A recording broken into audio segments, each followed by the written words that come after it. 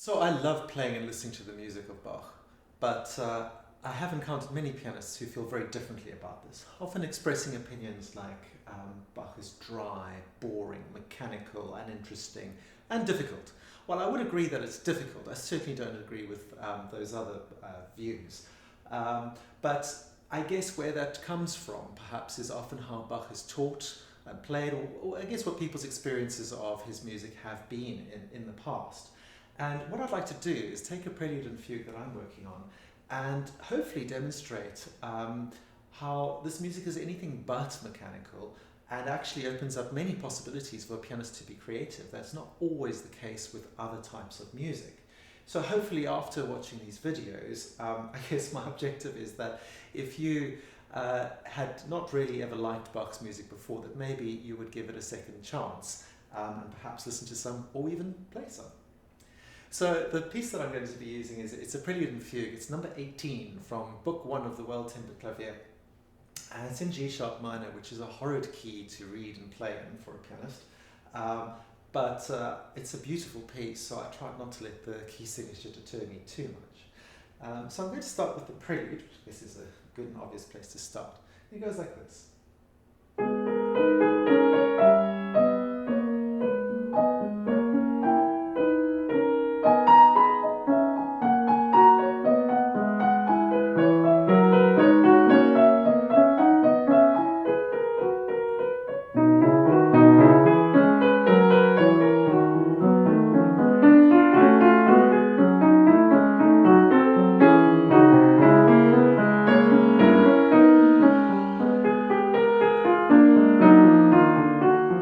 Anyway, I could go on forever. I do love that. It's got a sort of this nice languid, kind of walking, flowing feeling to it. Now, the whole thing about Baroque music is that there's so little written in on the score.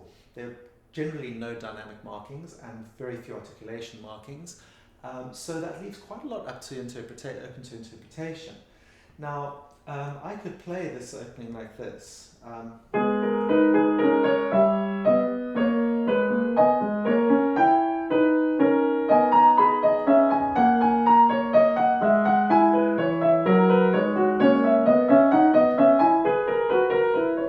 Now the notes sound nice because they're they're well worked out in terms of the harmony and their consonant and all of that. But it's not particularly inspiring to listen to as a musical rendition. So I'm going to try and notice a few things about it and analyze a few things about it in order to create some kind of musical interest. Firstly, this is a little theme or motive that is used throughout. Now, I think because that's rising and then falling, there seems to be a natural want to have a little bit of a crescendo and then tapering off, diminuendo. So a little bit of shaping there. This theme or motive comes back very frequently in different hands, and the whole piece could be seen almost as a dialogue between voices where they're passing this theme around. So I think it's in three voices, so it comes in different places. So I could emphasize it a little bit and bring out that shaping each time it comes in. So for example,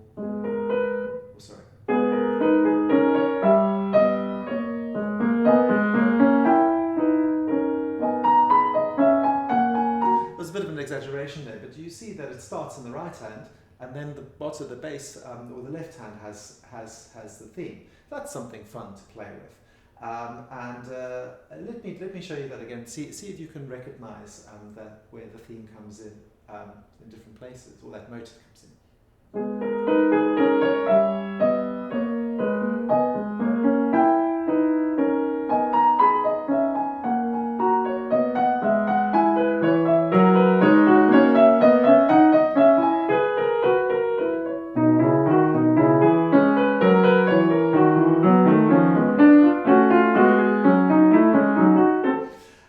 And there we go. You would have probably heard it in the left hand.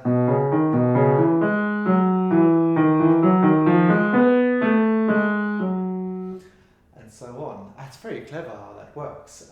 So just being aware of that and just bring that out a little bit certainly makes the piece a lot less dry and a little bit more interesting. So the other thing we can look at is articulation. Now, I had a teacher who literally used to like scratch in the articulations for every note for Bach for me, and I stuck to that almost religiously. Now, to be fair, that was very useful at the time because my objectives were to pass exams and be successful in auditions, and so it always produced a consistent result. But it did detract, I think, a bit from like the creativity and the joy of this music. So I'm just going to play the opening again and show you a few things around articulation that just some possibilities that I use. So in this section here,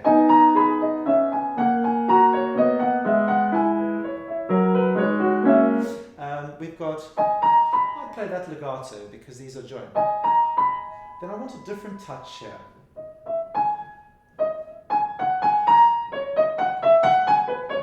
Now that's legato and staccato, it's probably a bit much. So something in the middle there, a non-legato, so not joined. I find that quite hard to do. It's easy to play legato and it's easy to play staccato. Let me try and do that.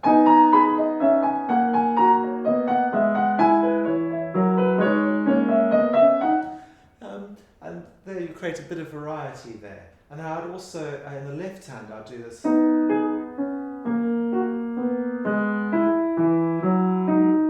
Exaggerated a bit there, but instead of going,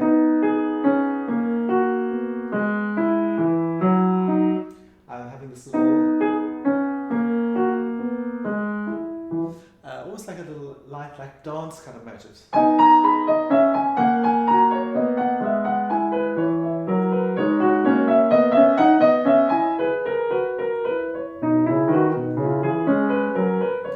And that way, one can create a bit of interest and hopefully something that's a bit more pleasant to listen to and satisfying to play. So I talked about dynamic shaping and articulation as ways of creating interest. There's also something about rhythm itself that can be used.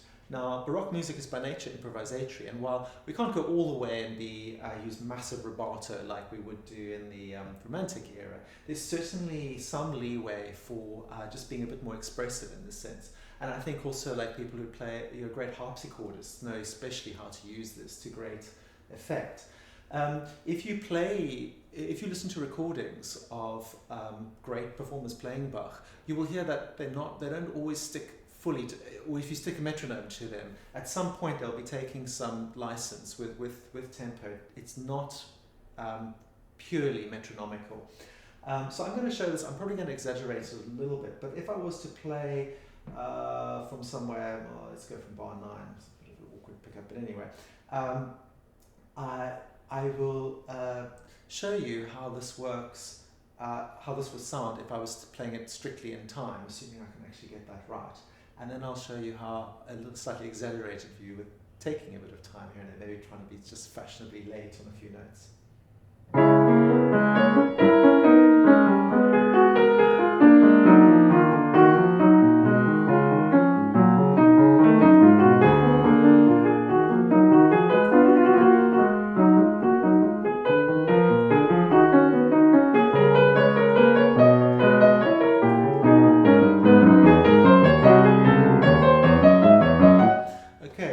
Hopefully in time, but I think a bit boring, so let's try this.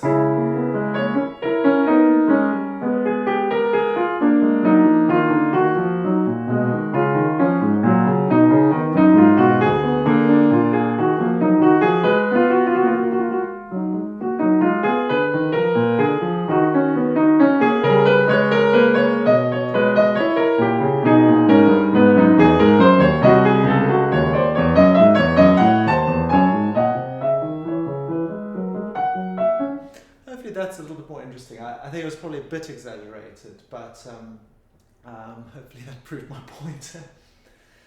Now I'm coming to a section, I think it's one of the most beautiful parts of the piece, where I think it's a bit of a climax and all of these ideas come together, and hopefully I'll be able to illustrate that. I find it quite difficult to do this with playing alone, interspersed with talking. Well, yes, I find it quite challenging. But basically we have this we have this restatement of this motive or theme in the upper or the soprano voice, and it's the highest point of the piece, so I think we want to build up to it.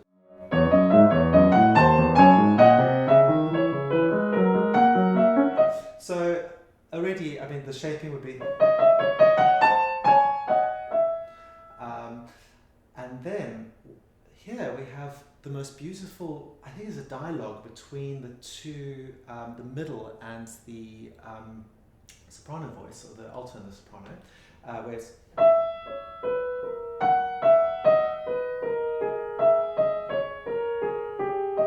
I almost think it's like it might feel a bit silly, but to put words to it, we have, and it's like that, yes it is. It's like that, yes it is. It's like that, yes it is. Because I think that the voice in the middle is a bit softer, more subdued, but it's agreeing. They're not arguing. So there's quite emphatic, there's.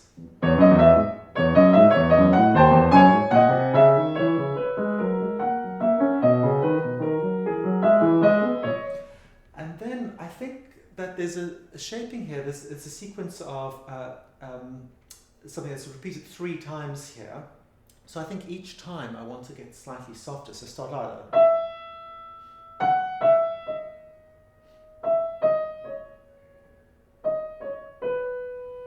And then I want to make the inner voice even softer. So.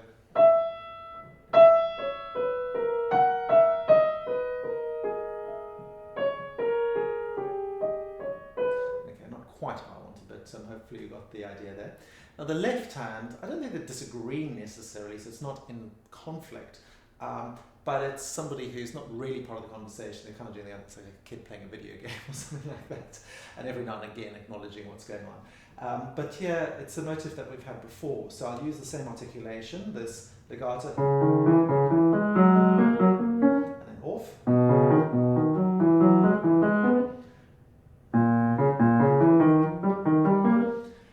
There's a little bit of a crescendo here.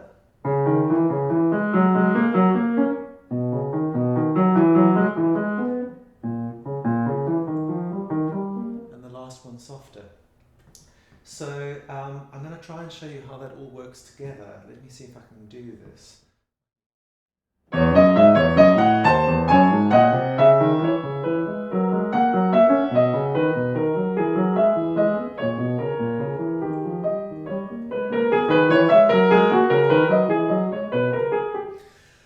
So hopefully that just illustrates how one can use different factors or elements like dynamics, shaping within a phrase, across or a sequence of phrases, voicing and articulation to create something that's perhaps a bit more interesting than a whole set of notes that are all just played in exactly the same way.